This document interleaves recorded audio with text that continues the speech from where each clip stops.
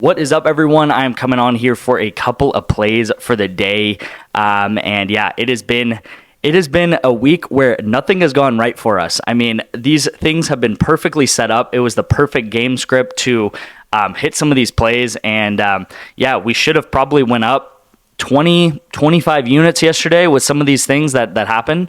And we lost all these entries, right? So if you guys didn't see this one, Sam Darnold, he had 8 pass completions. He was 8 of 8 in the first quarter. Justin Jefferson cashes his taco in the first quarter. And then I think he had 1 pass completion in the whole fourth quarter alone. The last quarter of the game, while they were down by 8 points, pretty much that whole fourth quarter right there. They were down by 1 point, and then they turn the ball over. The Rams then get the ball. They score again, and Minnesota Vikings need 8 points. He has 2 drives being down 8 points with like a 5-minute drill, 2-minute drill then at the end, and he gets 1 pass completion in those 2 drives right there.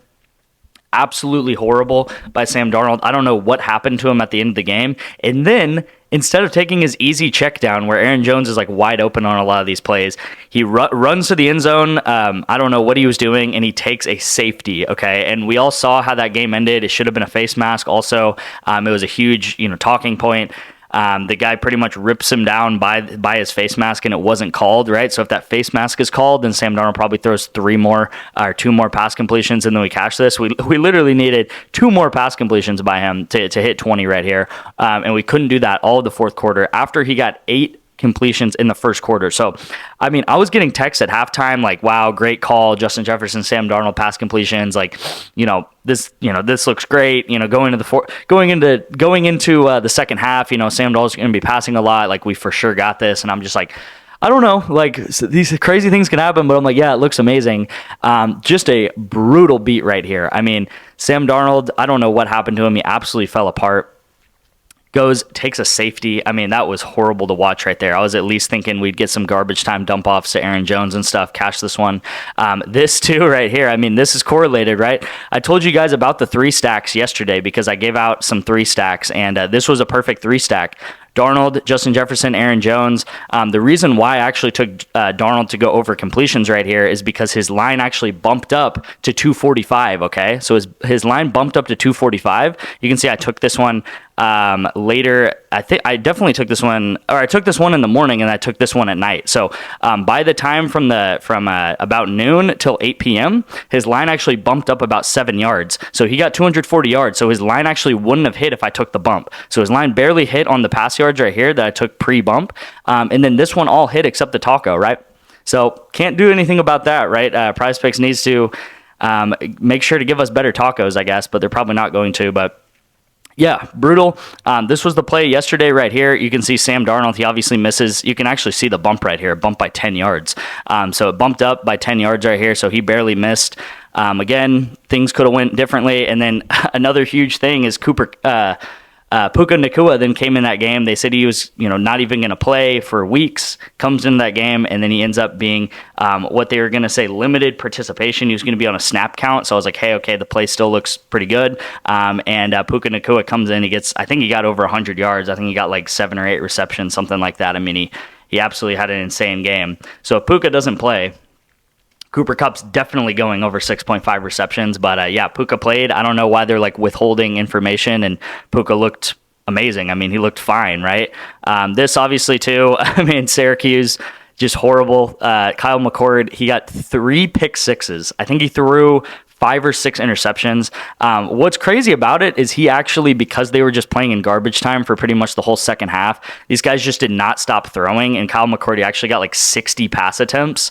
The thing is, like 5 of them or 6 of them went to the other team though, so that was the big problem there. But yeah, this obviously went opposite correlation here. Was actually like Kyle McCord was actually kind of close to going over here, but yeah, brutal. I mean, both of these, all of these probably should have hit, if things went differently, if Puka doesn't play. I mean, especially this one here.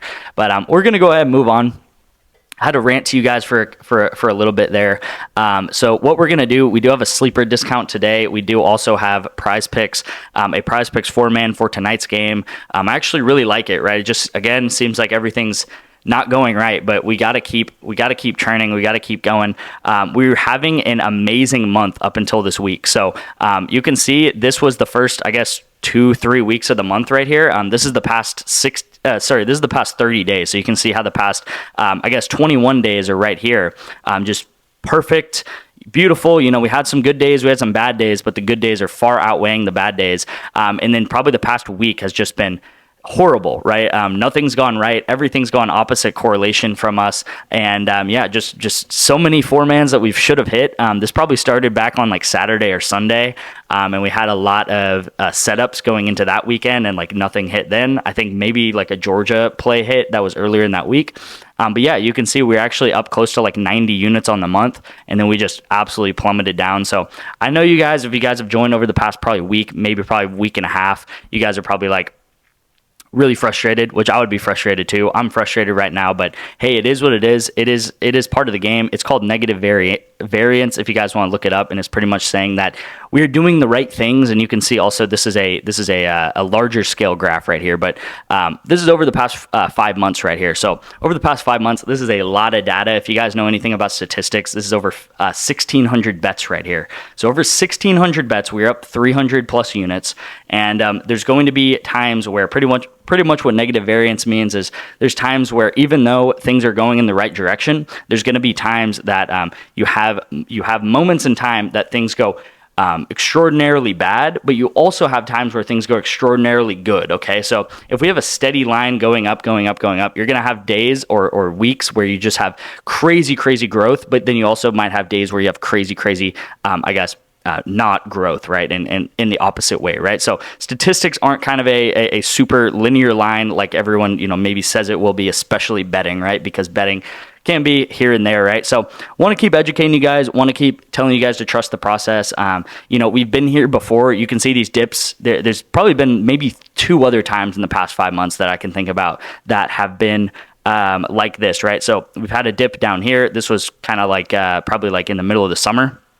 Then we had a dip back here. I think this was maybe early September, I would say. I think this was maybe early September, late August, that we also had a dip, right? And we always come out of it, right? So I've been here before. I've felt this emotion. I know if you're newer to the channel, you probably haven't. And I know, you know, there's kind of like a lot of bets to take, right? But anyway, you guys, just keep trusting the process. Again, keep your units low. I probably don't emphasize this enough, but bankroll management is probably the most crucial thing that you guys need to think about. And I see way too many people that have like I don't know, $200 in their account, and they're playing like $10, $20 entries, right? If you play $20 entries with 200 in your account, you're destined to lose that money, because that is only 10 slips.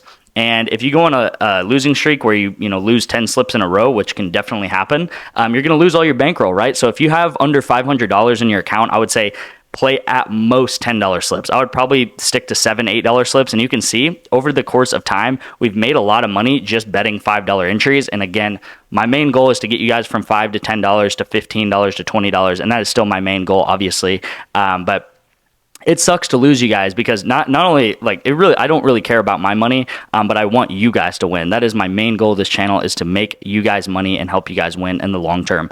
All right, so 3 plays today. First play of the day is going to be on PrizePicks right here, and I actually really like this entry right here. I really like this. I really like this entry right here on college football. So we got Taven Jackson, and then we got Elijah Sarrett. Okay, so Taven Jackson. Sorry, this is his first game as a Hoosier right here.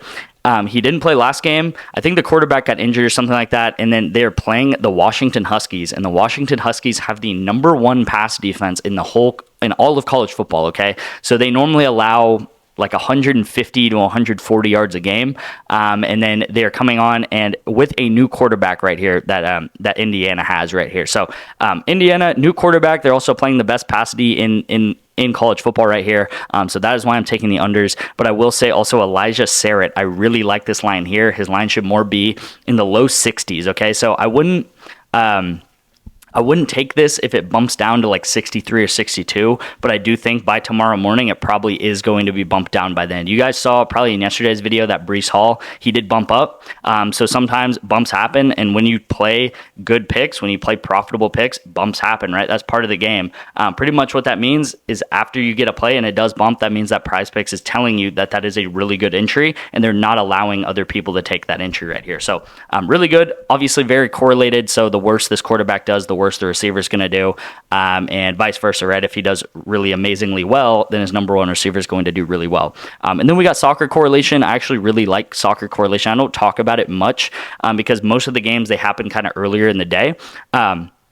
So I do send it out to my VIP from time to time. But what this is we've all kind of watched soccer, I'm assuming, and you guys know that soccer, there's a lot of passing, right? There's a lot of passing around the backfield. There's a lot of passing around the midfield. And the team that controls the ball is going to do a lot of passing. So there's actually something you can do with goalkeeper and defender where it doesn't payout shift you at all on PrizePicks.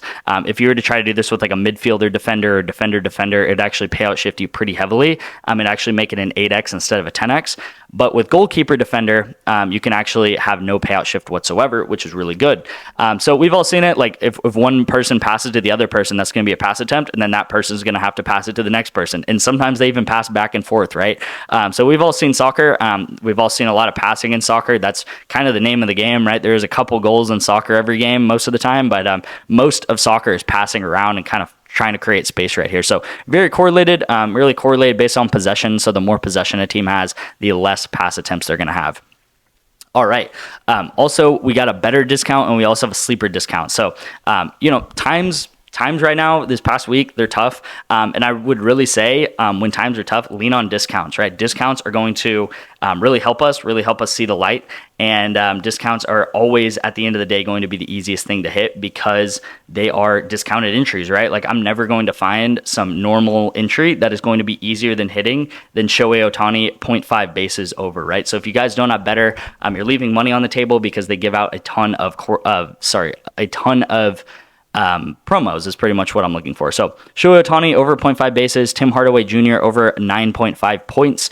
This I found on the Daily Grind Fantasy Optimizer pretty much across the board. All of his point totals are 10 to 10.5 on all other books, okay? So I actually really like this at 9.5 here, and hopefully it doesn't bump. And then the next play of the day is going to be on Sleeper right here. So Sleeper, there is a discount for Cam Ward. I love this. I mean, Cam Ward is pretty much a lock to get over 300 yards every single game. So we're going to go Cam Ward, and then I think his name's Chris Bell. Chris Bell on Louisville to go under 3.5 receptions in tonight's game. This is 10 to win $30, and honestly, this Cam Ward thing, this is what I'm talking about promos. Like, you can't find an easier entry than Cam Ward over 48 yards. Like, he's probably going to have this by the third quarter. So he's really insane. He's obviously a Heisman front runner right here. If you guys don't have Sleeper, I would really, really consider getting it because what they are doing up until the end of October is they are giving you a 200% deposit match. Okay, so what that means is if you deposit $100 into Sleeper, which is the maximum amount that you can deposit for this promo, you can pretty much start with $300. They are giving you a free $200 into your account. Okay, so this is going to be with my code. I think my code might be one of the only ones that has this ability to do this. My code is PAID, PAID. But the easiest way to actually take advantage of this promo is just text me the word sleeper right here to my number. And what I will do is I'll get you guys the instructions. I'll get you guys the ability to sign up for Sleeper and use my code with a link. And you can put anywhere between $10 or a $10 to $100 into Sleeper today, and you will get a 200% deposit match, which is free money right here. You can see this is the performance on Sleeper. If you guys don't know, I like to track absolutely everything, and you guys, it is what it is, right? We've definitely had a rough week, right? But again, I'm going to come on here during the winning days. I'm going to come on here during the losing days, and I'm going to show you guys how we have done and what our performance has been. During the times where we've peaked right here, I come on and I show you guys the performance. And I tell you guys the same thing, right? I tell you guys there's winning days, there's losing days. I'm not coming on here saying that we're winning every single day. I know in a week, 2 weeks from now, we're going to look back and we're going to be well up into the green. And we'll be laughing at this moment, right? And I'll still be saying the same thing. I'll still be saying everything's tracked. Everything is